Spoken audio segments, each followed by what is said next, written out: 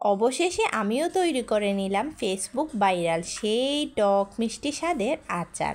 আসসালামু আলাইকুম, SR blog থেকে নিয়ে হাজির হলাম টক মিষ্টি জাল স্বাদের ভাইরাল সেই জলপাইয়ের আচারটি। তার জন্য হাফ কেজি জলপাই নিয়েছি।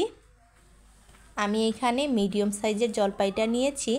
আমি এটা সুন্দর করে বুটা ছাড়িয়ে নিব। সবগুলি বুটা ছাড়া হয়ে গেছে। আর আমি অফ ক্যামেরায় কিন্তু এই জলপাইটা পানি দিয়ে আধা ঘন্টা ভিজিয়ে রেখেছিলাম। তো আমি সুন্দর করে ডলে ডলে ধুয়ে আমি এটাকে একটা ন্যাকড়ার সাহায্যে পানিগুলি গা থেকে তুলে ফেলব।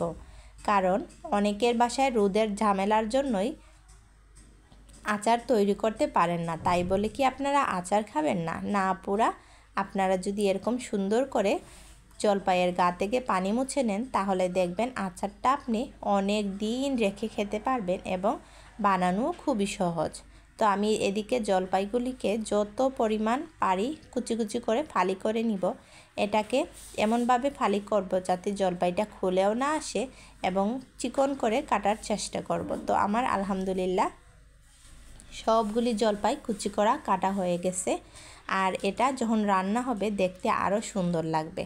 তো এদিকে আমাকে একটা মশলা রেডি করতে হবে। একটা কড়াইয়ের মধ্যে 4 টেবিল চামচ পাঁচফোড়ন দিয়ে দিলাম 2 টেবিল চামচ আস্ত ধনিয়া, 2 টেবিল চামচ সাদা সরিষা এবং নিয়ে নিলাম 1 টেবিল চামচ জিরা এবং মৌরি এবং 15 থেকে 20টা শুকনা মরিচ। এবার শুকনো তাওয়াতে ভালো করে এগুলিকে আমি টেলে নিব। যতক্ষণ না পর্যন্ত সরিষাগুলি নাচানাচি শুরু করছে ততক্ষণ আমি এটাকে লো হিটে ভাজতে থাকব। আমার পাঁচফোড়নটা ভাজা হয়ে গেছে। আমি নামিয়ে ঠান্ডা করে শিলপাটাতে বেটে নিব। আপনারা চাইলে ব্লেন্ডারেও বেটে নিতে পারেন। তো আমার মশলাটি ভাজা হয়ে গেলে একটা সাইডে সুন্দর করে রেখে দিব।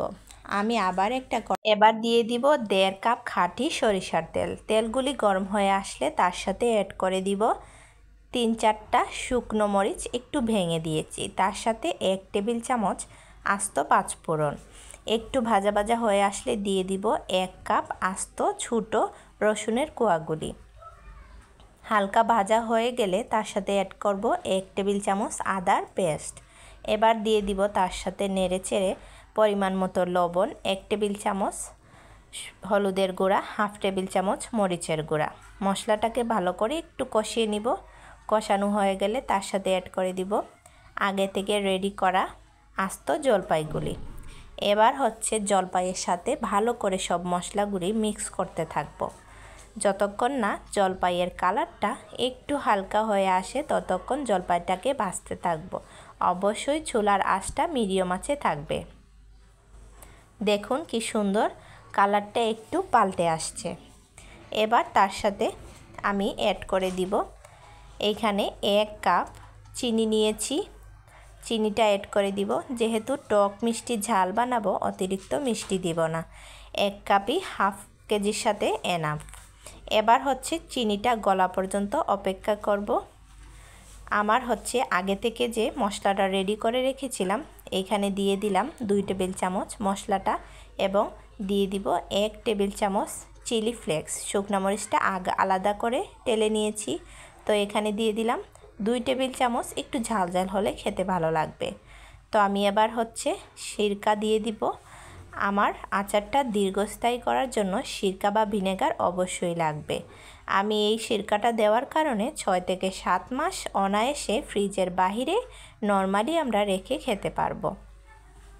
এই আচারটা কিন্তু খিচুড়ি, পোলাও, মাংস এমনকি ডালের সাথে ঘরে যদি কোনো তরকারি না থাকে এমনিতেও ভাত দিয়ে খুবই সুন্দর এটা দিয়ে চেটেপুটে ভাত খেয়ে নিতে পারেন। তো আমার আচারটা কিন্তু মোটামুটি হয়ে আসতেছে। পানিটা টেনে আসা পর্যন্ত অপেক্ষা করব।